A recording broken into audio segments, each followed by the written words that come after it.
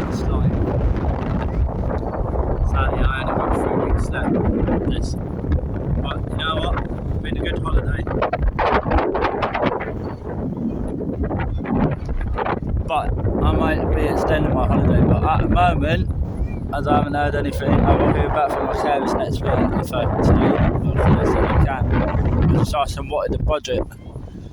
So yeah, hopefully they will let me know next week and I'll be able to stay here to March.